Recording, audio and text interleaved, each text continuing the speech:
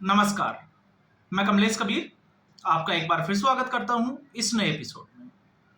आज के इस एपिसोड में हम बात करने वाले हैं बिहार की राजनीति की। बिहार में विधानसभा के चुनावों को अगर आप देखोगे तो अब ज़्यादा समय जो है वो बचा नहीं है। ऐसे में बिहार की और बिहार की जो राजनीति है उसके ऊपर, क्योंकि एक सबसे बड़ा कारण आपने देखा होगा जातिवाद, और जातिवाद के बिना या जाति के बिना राजनीति हो ही नहीं सकती हमारे जैसे लोकतंत्र में।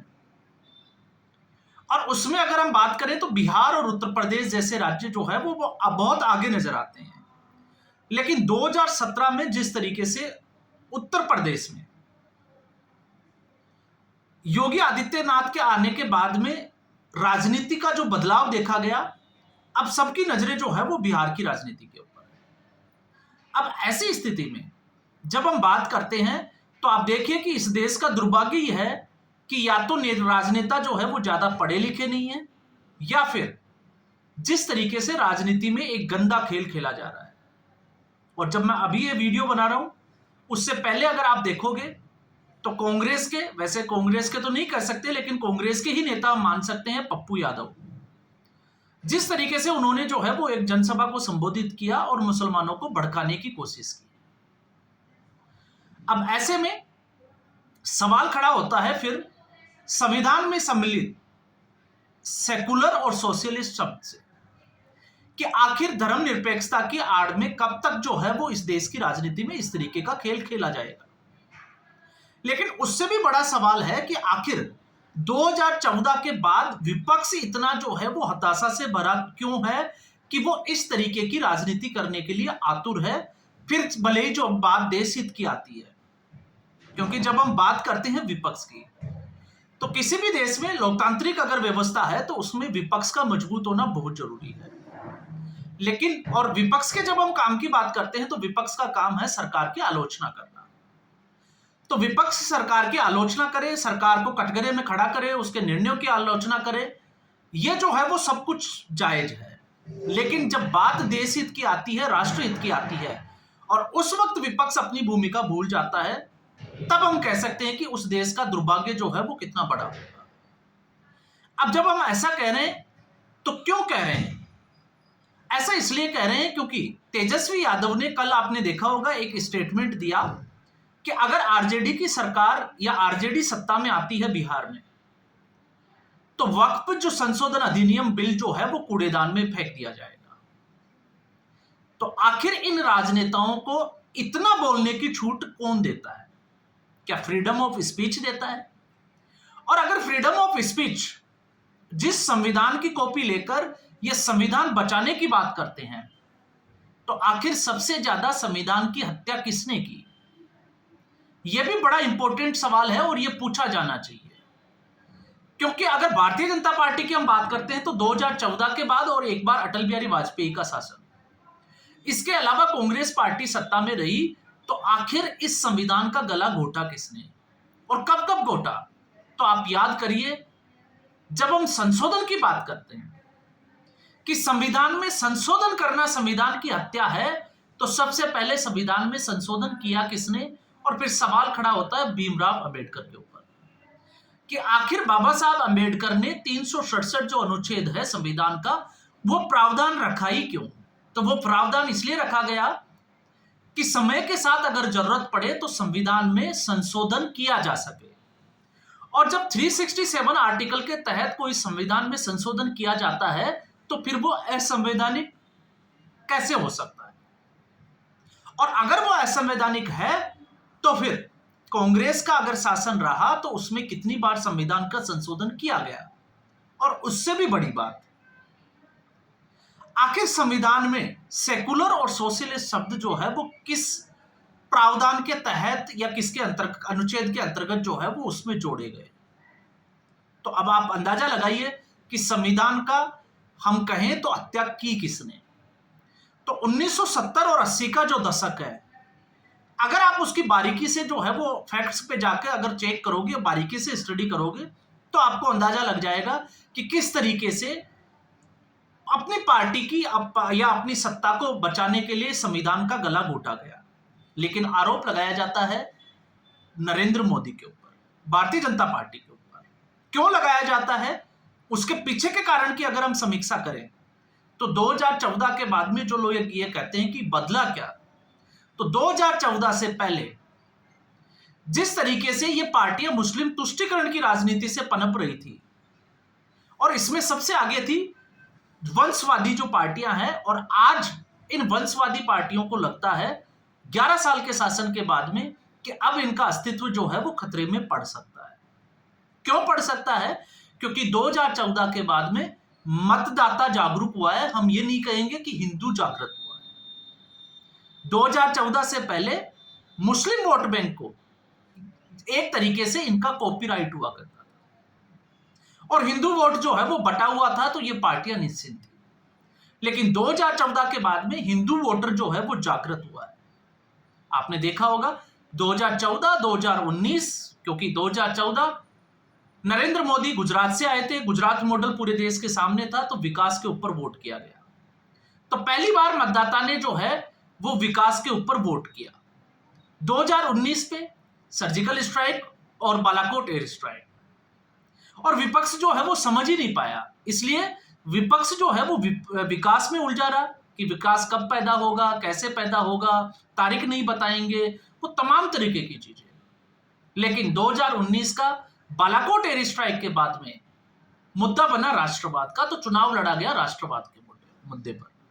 और फिर उसके बाद में जिस तरीके से भारतीय जनता पार्टी ने सबका साथ, सबका विकास और सबका प्रयास के तहत अपने कोर वोटर को भूलकर, मैं फिर जोर देकर कह रहा हूं कि अपने कोर वोटर को भूलकर एक समुदाय विशेष को जोड़ने के लिए प्रयास किया, वहां पर भारतीय जनता पार्टी कुछ हद तक गलती कर बैठी।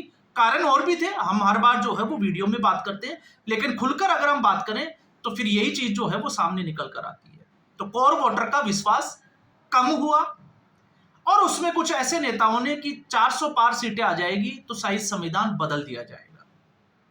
तो आप 2014 के बाद में अगर नरेंद्र मोदी का शासनकाल या अटल बिहारी वाजपेयी का शासनकाल देखोगे तो कितनी बार संविधान की हत्या की गई, आप एक भी कारण और एक भी ऐसा कोई जो है वो संशोधन आप गिना नहीं सकते जो असंवैधानिक हो।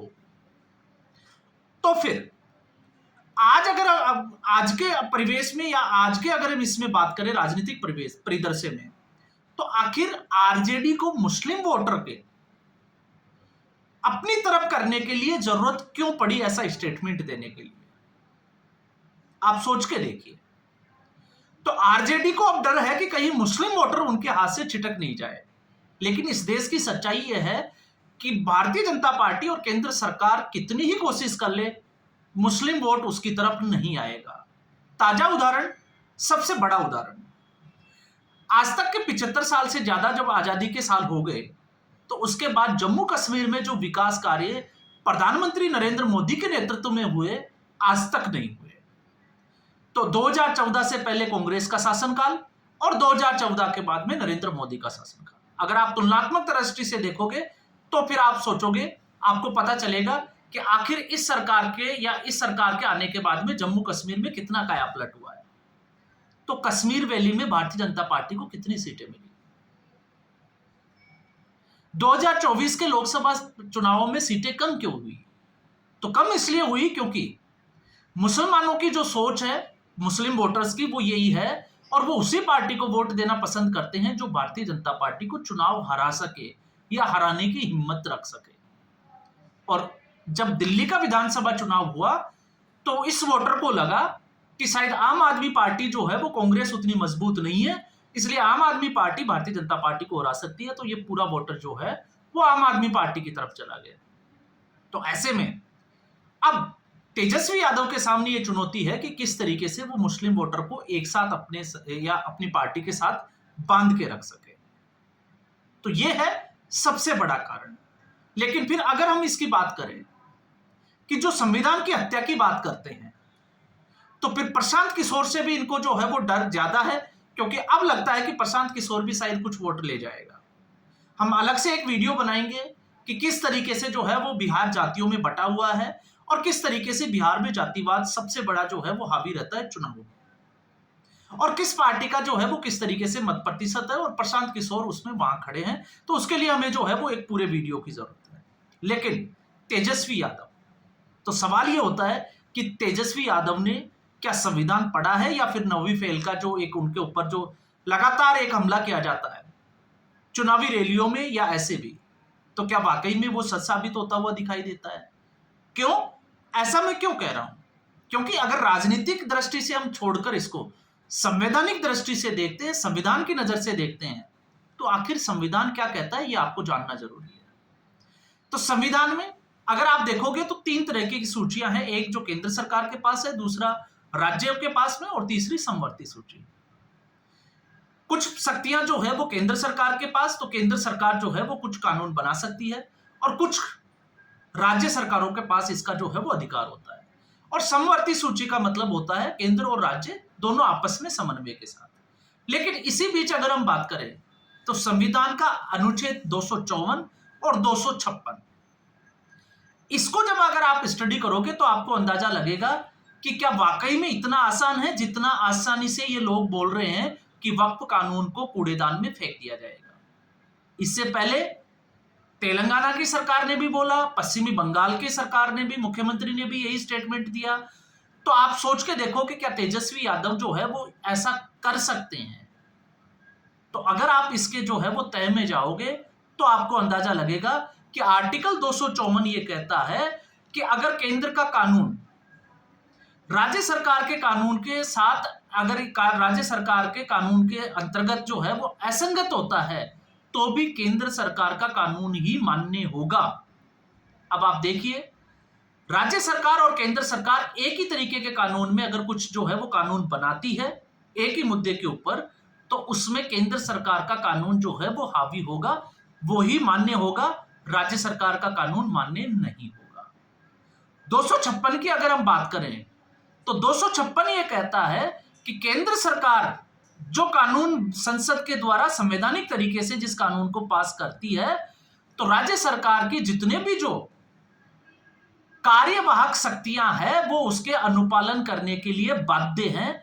मतलब अगर केंद्र सरकार ने वक्फ संशोधन अधिनियम जो बिल था, जो कि एक संवैधानिक तरीके से संसदीय समिति के पास रखा गया, इससे पहले आपको पता होगा, उसके बाद जो है वो जेपीसी में भेजा गया, अलग अलग लोगों से, अलग अलग जो है वो समुदाय विशेष के लोगों से भी बात की गई, और उसके बाद में लोकसभा राज्यसभा से होते हुए राष्ट्रपति के पास पहुंचा।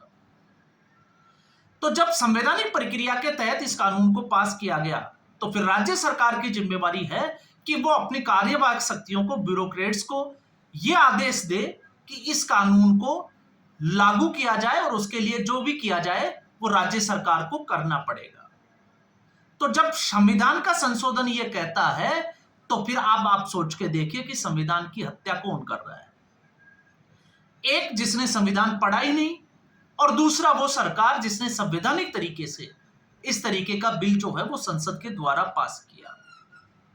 तो इसलिए हमने कहा कि राजनीति का जो स्तर है वो इस हद तक गिरता जा रहा है, और आने वाले समय में हो सकता है इस देश की आंतरिक सुरक्षा और एकता के लिए ये खतरनाक साबित हो। तो आज के एपिसोड में फिलहाल इतना ही। उम्मीद करता हूं वीडियो एपिसोड आपको पसंद आया होगा। वीडियो को लाइक करें, शेयर करें, चैनल जरूर सब्सक्राइब करें। धन्यवाद।